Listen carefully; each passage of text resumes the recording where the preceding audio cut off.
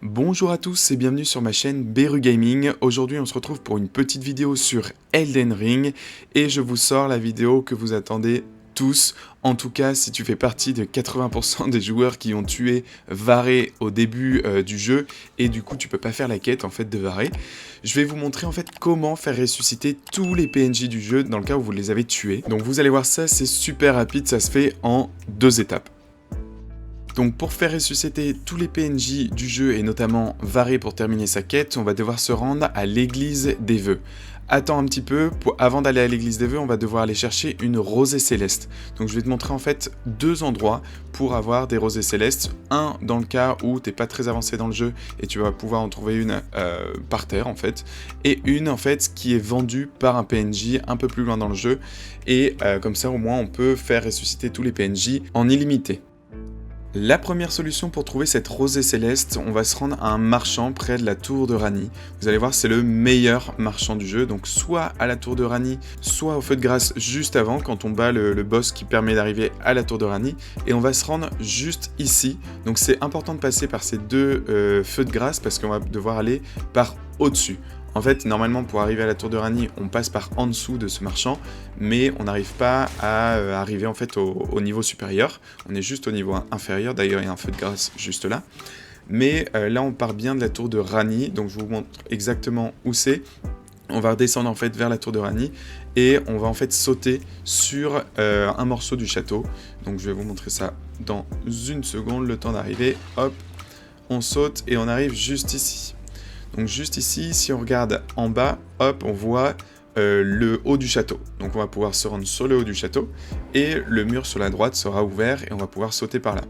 Attention, sautez pas trop en courant parce que sinon vous allez arriver au-dessus de cette petite estrade et du coup vous allez tomber et mourir, vous allez devoir tout recommencer. Donc on tombe avec délicatesse, on tombe hop encore sur le château. Et là, on va arriver au niveau supérieur en fait du château où on était arrivé juste avant. On va descendre cette petite échelle, hop, et dans cet endroit, on va trouver le marchand, le meilleur marchand du jeu pour moi. Donc là, en fait, on a le feu de grâce juste en dessous, normalement, pour arriver à la tour de Ranni, mais on ne peut pas monter. Et c'est l'unique solution, en fait, pour arriver au-dessus et au niveau supérieur. Et là, on voit quelqu'un qui est par terre, donc je ne sais pas trop ce qu'il fait, mais on va pouvoir lui parler. Donc on va épuiser, en fait, tous les dialogues jusqu'à ce qu'il nous propose d'acheter. Donc là, le premier, il ne propose pas d'acheter, mais le deuxième, il va me proposer d'acheter. Et vous allez voir, son stock est incroyable. Vous avez les larmes larvaires qui permettent de vous ressusciter, de changer en fait de build par exemple. Et vous avez aussi les rosées célestes, donc à 5000 runes. Donc là c'est cadeau, vous pouvez faire ressusciter les PNJ comme vous voulez. Si t'es pas encore arrivé à cet endroit, t'inquiète pas, j'ai une autre solution pour toi. Donc on va arriver à ce feu de grâce, c'est le feu de grâce dans l'académie. Donc je vais vous montrer exactement où il est. Donc c'est une fois qu'on bat Renala dans l'académie, on va avoir accès à ce feu de grâce, grande porte de l'académie, et on va pouvoir aller vers la gauche. On va descendre en fait cet endroit, donc vous descendez jusqu'au bout. Attention sur la route, il y a des loups. Donc ça peut vous faire perdre de la vie et au bout il y a un petit boss, donc plus vous gardez de popo, mieux c'est en fait. Donc les loups ils sont assez chill pour le coup, ils vous attaquent pas trop. Et à la fin on va voir un petit boss avec des dagues.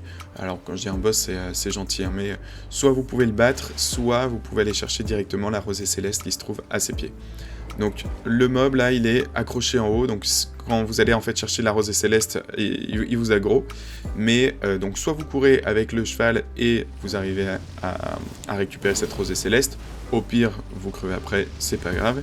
Soit vous battez ce boss qui est pas trop compliqué, c'est juste qu'il esquive pas mal les attaques. Donc voilà, moi j'ai décidé de le tuer, un peu lent, mais j'arrive à ma fin, hop. Donc là je vais vous montrer, il l'esquive pas mal, donc c'est assez chiant. Pour les builds assez lourds comme les builds force foi par exemple avec une arme lourde, c'est un peu chiant. Mais voilà, c'est fait. Et juste en dessous, du coup, on va récupérer cette rosée céleste. Donc voilà, au moins tu l'as, t'es pas obligé d'arriver au marchand, mais c'est disponible dans le jeu. Et là, du coup, on va retourner à l'église des vœux. Donc je t'ai montré un petit peu le chemin, normalement c'est pas trop dur d'accès, sauf si t'es vraiment early game, mais normalement t'es déjà passé par là et tu sais à peu près où c'est.